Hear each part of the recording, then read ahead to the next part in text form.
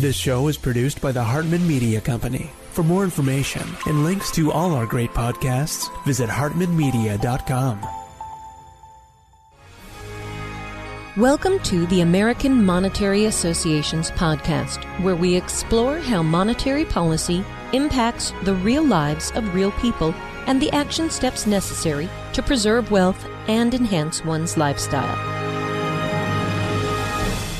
It is my pleasure to welcome a guest whose work I follow and really enjoy. I've been wanting to get him on the show for a while, and here he is. It's none other than Lance Lambert, the co-founder of Resi Club, who does some fantastic research into the real estate market, taking deep dives into the composition of everything under the sun. So it's really great to have him. Lance, welcome. How are you? Yeah, doing great. Really, thank you for having me. And, back in October, I left Fortune magazine, where I was the data editor to found Resi Club. And the goal is to build a news and research company that tracks the residential housing space. And, according to CoreLogic, the largest asset class in the country, it's not bonds, it's not stocks, it's residential real estate. Yeah. And I just kind of felt like, the information out there, especially from the bigger publications and mainstream media, just isn't great. And so I just wanted to build a publication that was just hyper-focused on the residential real estate, whether you're a single-family landlord, agent, buyer, seller, homeowner, loan officer, builder, the whole spectrum across the housing sector is who I write for and research for. It's really great because a lot of people in your space or kind of the related space really focus on serving the developers, the home builders, that kind of stuff. And of course, there's tons of stuff in the commercial real estate world. But I think your content is pretty well targeted at like single family landlords. And that's our audience too. So it's really perfect. Maybe the big broad question to start with, Lance, and by the way, we've got a whole bunch of things we want to cover with you, not the least of which is the big NAR commission lawsuit settlement that happened recently. And, is that really a nothing burger, or is it the big change the media is portraying it to be? We'll talk about that. But, just your view of the real estate market overall, supply, demand dynamics. Feel free to share any charts and graphs you want to put up on the screen as well. Yeah, let me just go ahead and start sharing then. I think if big picture zoomed out, the most important thing to know about the United States housing market is that it's fairly tight resale supply. And so that should be your starting point with any discussion about the housing market, because from there, you can start to understand why different sectors and different subsectors within the market are reacting a certain way. And so this is my favorite metric. If you just gave me one number for a county or metro or even like zip code, if I could get any number, I want to take inventory where it is now for active listings versus the same month in 2019.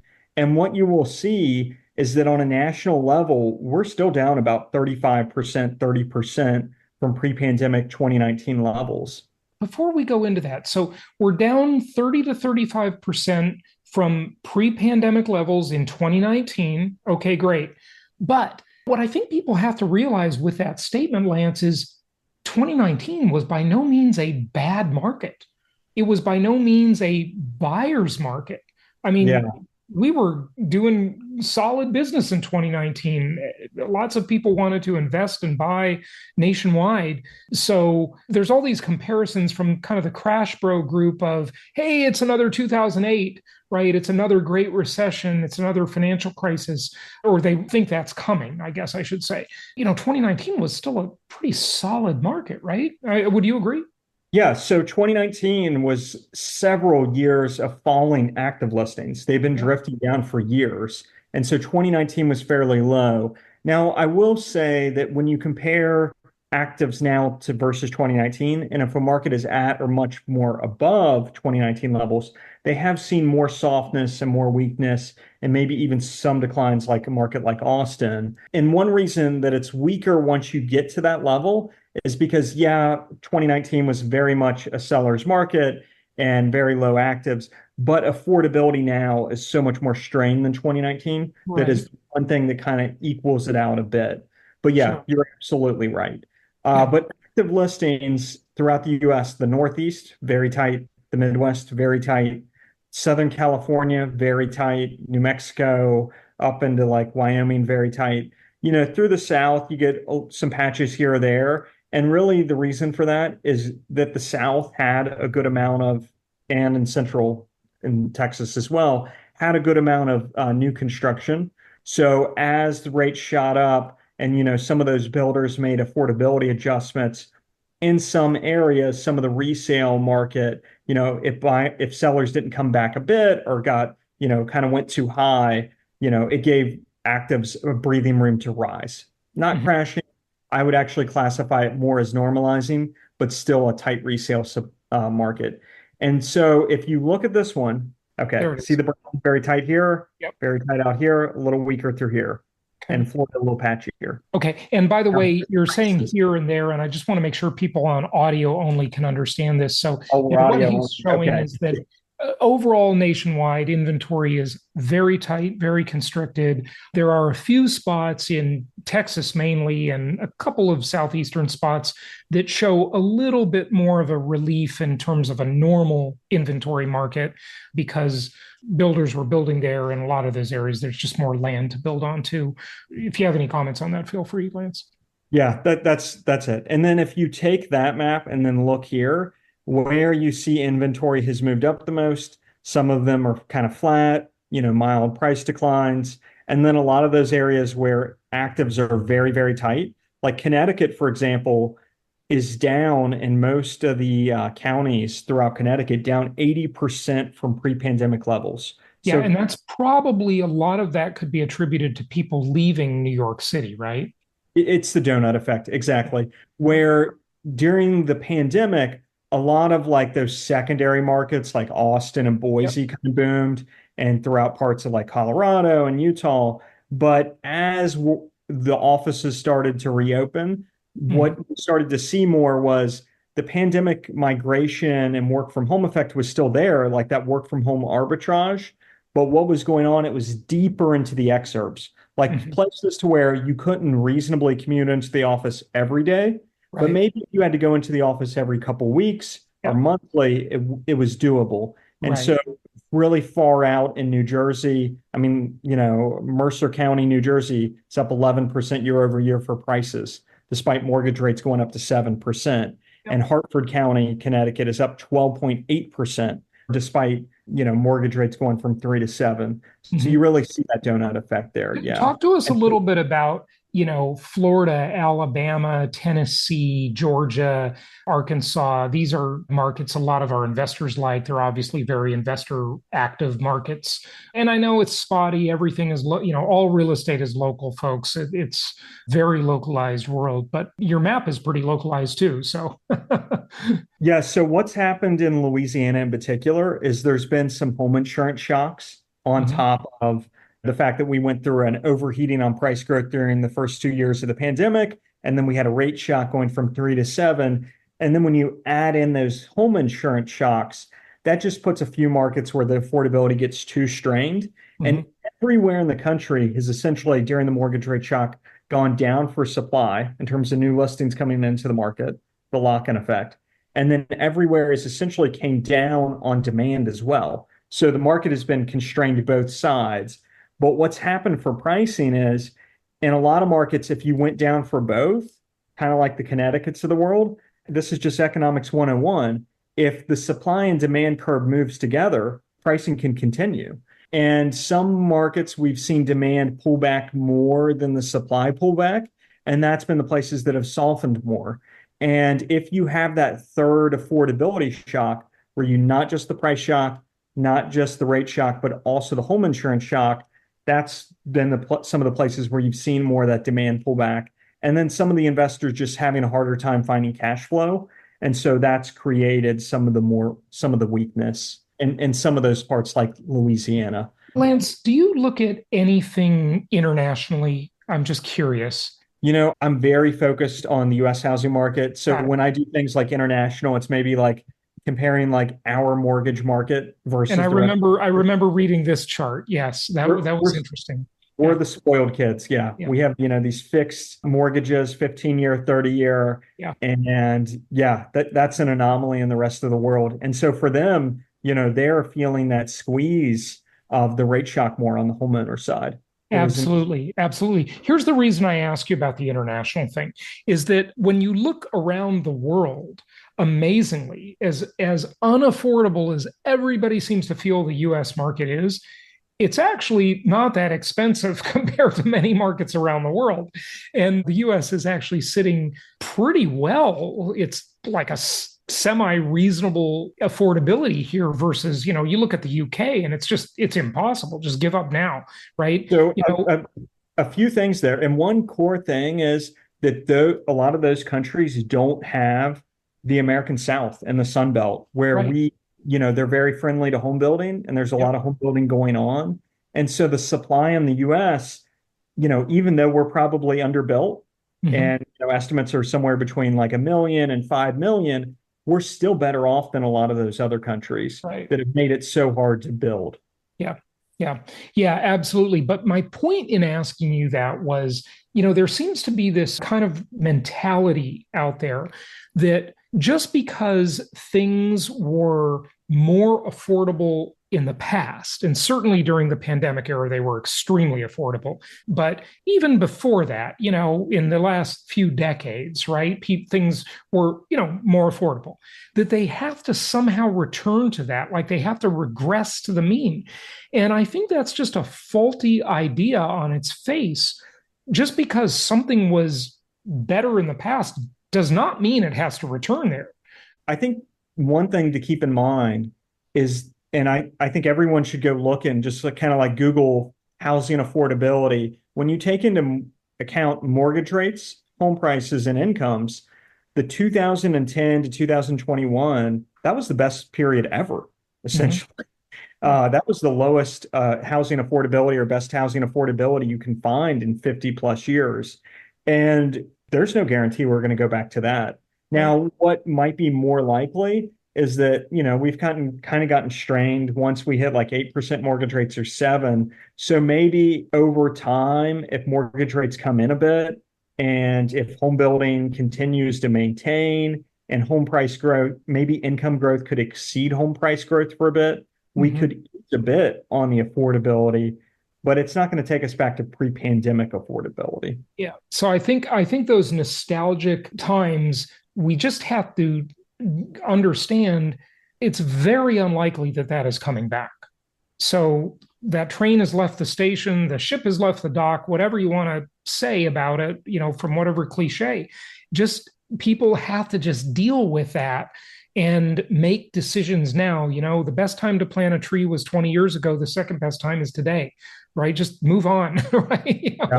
Yeah. A lot of people are stuck in that. If you go back 2 cycles, really, or almost 3, and you go back to the early 80s when affordability was last strained to the levels that we saw at the end of last year, once we got to 8% mortgage rates.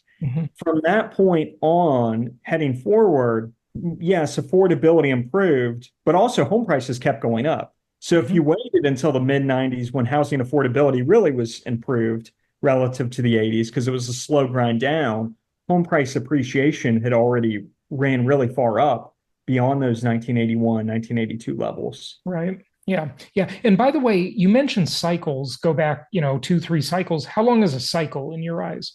I think cycles can be measured different ways, but I think the way that I'm talking about with the cycle is really just, affordability getting strained, running up.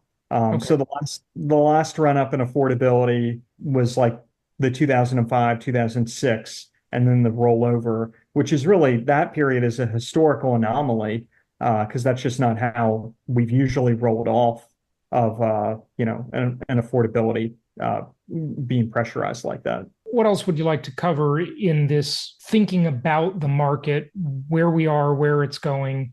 One thing that's important is, and I don't know if I have a chart too handy here, but I guess I could look at this one to show a little bit of it. But one thing that has occurred is that the resale market has stayed tight and that home builders, their profit margins during the pandemic went to the all-time highs. They'd never been as high as they were during the pandemic, and they had all the pricing power. Well, once mortgage rates shot up in 2022, what occurred is builders used some of those margins to do affordability adjustments, really mortgage rate buy downs. Some things are still playing out kind of like smaller homes going to meet the market. And they did all of that. And of the 10 home builders that I track, the 10 biggest publicly traded, 9 still have margins above pre-pandemic levels. So they've went at the market and they still have above pre-pandemic level margins.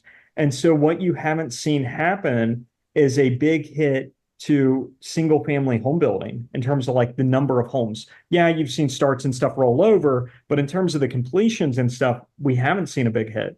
And a lot of that's still rolling through the pipeline. Multifamily. So, yeah. And so while the rate shock has caused layoffs for, mortgage folks, and some real estate agents have left, and title and some of that stuff on the pure transaction side, the big kahuna in terms of the transmission mechanism from housing to the rest of the economy, residential construction, has not rolled over. Builders made the affordability adjustments, came down a bit on margins, and continue to sell. And so residential construction employment is actually essentially at cycle high still. So I think that matters if you're, kind of a nerd and trying to understand how does housing impact the rest of the economy, and then also where does, the rest of the economy head forward. I would think if we're going to go into a harder landing or a recession, I would think just based on history that residential construction would have to roll over before that would occur. Maybe I'm wrong. Maybe it's, an outlier, but that's historically how it's gone. And right now we're just not seeing that big hit to residential construction. Yeah. And one comment on that is that the builders have a real shortage of workers. The average construction worker nowadays is basically around 50 years old. It's crazy how that has changed in the past few decades. I mean, that's right. And so these guys were 20 years old 3 decades ago. Just think about that. They're the same guys.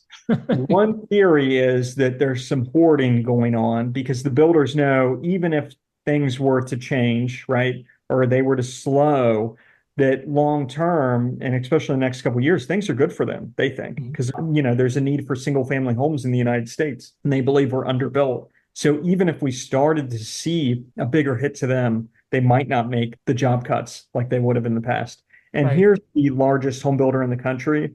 This is the margins for D.R. Horton. You can see during the pandemic housing boom, they just went to really high levels, right? They had all pricing power. So D.R. Horton's margin during the pandemic, 31.8%, and now it's about 24.4%. That's a lot of pricing power. That's incredible pricing power. So before the Great Recession, going into it, their profit margin's 28%, but during the Great Recession, it's negative 10, right? Yeah. So yeah, they've made some affordability adjustments with like the mortgage rate buy downs and stuff, came a little bit off the frothy peaks, but still in a fairly good spot. One thing is interesting, and I think this is going to skew the statistics. I'd love to get your opinion on this, Lance. And that is that the builders have adjusted for the affordability problem, as you know, and they're now building smaller houses with cheaper finishes to try and meet the market and address the affordability challenges that people have. I think that's going to skew the statistics and give fodder for this argument that, prices are flat or prices aren't going up that much or prices are coming down. But the problem is it's not an apples to apples comparison, right? Because the house got smaller. Do you want to comment on that? We're going to continue to see that heading forward. Is essentially we had 40 years of homes just getting bigger and bigger and bigger. Yep. And the housing bust that occurred actually hit the bottom of the market harder than the top. So builders can build more of the top, the bigger homes, right? And so we finally peaked out in like 2014, 2015-ish, 16, and we've slowly inched down. And you don't see it here quite yet because my data is lagging, but you will see a bigger drop off here because now you have two things occurring. You have the fact that there's the demographics and households are getting smaller in the United States, right? Yep. People are having kids later into life, more singles are buying, all of that. So that's the demographic tailwind that's going to reduce home size. And then what you said, which is the affordability side, is that the market now, because affordability strain, builders are like, you know what? I'll just get smaller on the home. And that's how they they lower the price instead of actual outright cuts. They just build a smaller home to get that buyer. So just to tell, if you're listening on audio only, 11 years ago, okay, or 10 years ago on the chart, because the data lags, like you said. So in a 10-year period, the typical new house got 300 square feet smaller, okay? And part of that was builders trying to address the affordability problems and sell smaller houses. They're obviously less expensive to construct, but also the demographic component of fewer people getting married, or at least getting married later, fewer people having children. Yeah, I tell you, that demographic problem is going to hit us by about 2050, and we're going to wake up and think we got to have some kids. But that's a different discussion.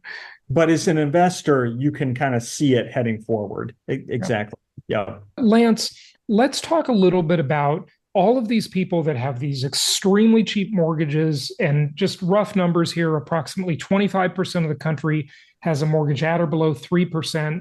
65% of the country has a mortgage at or below 4%. You know, money is a commodity too, and they can't get that cheap money anymore. It is gone. There's no bargaining on money, really, right? Yeah, I mean, you can rate shop a little bit, but it's not going to be any dramatic difference. So they don't want to give up these great, really cheap mortgages on which they have, 28 or 27 years left, right? So how do we ever solve that lock-in effect problem?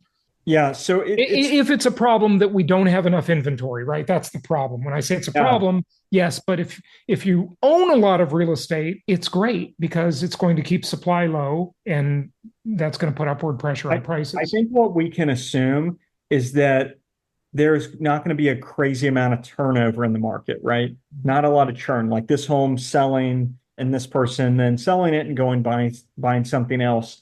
And we were already seeing less churn, what I call churn, which is somebody selling to buy, but really, usually more broadly, they just call turnover, right? So what had happened over the past 10 years is that as baby boomers were becoming a larger and larger share of the housing market, and they were choosing to age into place, we were seeing less turnover in the housing market. So turnover used to be 7 years, and now it's like 12 years. Yep. And another reason that it got bigger is that there was a good number who bought before the bust who were then underwater and they just couldn't sell, right? So we had those things come together that was pushing turnover up. We also had a few smaller things that don't get talked about much, like the fact that there's more reverse mortgages in the US, which has also helped to lock in people. Yep. But now we have a whole new lock-in, which is we had 40 years of falling mortgage rates. And then in, early 2021, we hit the lowest mortgage rate ever for 100 years, which is down into like the mid twos. And then we quickly, as inflation took off and mortgage rates moved up, it's created something of a lock-in effect.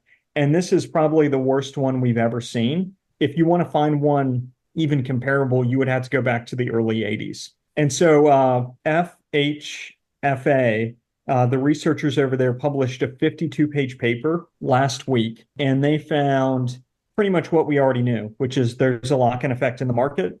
And they said this mortgage rate lock-in has led to a 57% reduction in home sales with fixed rate mortgages in Q4 2023. That is staggering. I just don't want people to pass that comment by, Lance, because it is staggering. The mortgage rate lock-in effect has led to a 57% reduction in home sales. Now, these are home sales with these fixed rate mortgages. That's the ones they're talking about in the last quarter of last year. I mean, and that prevented 1.33 million sales in about an 18-month period there. So, that's home sales in the US are not down 57. The group of what I call churn, which when I say churn, I mean somebody who sells a home and goes and buys something else. Those people, those are the ones, the 57% reduction, because you still have the deaths, you still have the divorces, but of that churn side. And you could see, 1.3 million knocked off in 4, 5, 6, 7 quarters. Wow. And the crazy thing is that the economist over there, which they created this calculation, which is saying that this is the effect the difference between the prevailing mortgage rate, which today is like 7, and the effective mortgage rate, which today is around 3.94, what impact that's having on home sales. And so they've created this calculation. And so when mortgage rates fall, sometimes it becomes positive effect. And when they, rise a bit, it temporarily goes the opposite direction. So like during COVID, when mortgage rates went down to like 2-3%, that was a positive, right, on the lock-in effect. And then as they went from 3, 4, 5, 6, 7, 8%, it's created a historic lock-in effect. And they do think that we've essentially bottomed in terms of like, this is the worst, right? In terms of the suppressed new listings. But if mortgage rate did go up another percent, they do think it could get a little worse. But even if mortgage rates fall a percentage point from today, it's still going to be here. And even if they fall 2 percentage points, so down to 5%, there would still be some type of lock-in effect for the next decade. So there's going to be a lot fewer existing home sales than there would have been had the pandemic and all the policies and everything that happened during the pandemic not occurred. It's just staggering. It's a very different kind of world nowadays, folks, because of these long-term fixed rate 30-year mortgages. And we'll be back with a lot more on this topic with this guest on our next episode. Thank you so much for listening. Please be sure to subscribe so that you don't miss any episodes. Be sure to check out the show's specific website and our general website, hartmanmedia.com, for appropriate disclaimers and terms of service. Remember that guest opinions are their own, and if you require specific legal or tax advice or advice in any other specialized area, please consult an appropriate professional. And we also very much appreciate you reviewing the show. Please go to iTunes or Stitcher Radio or whatever platform you're using and write a review for the show. We would very much appreciate that. And be sure to make it official and subscribe so you do not miss any episodes. We look forward to seeing you on the next episode.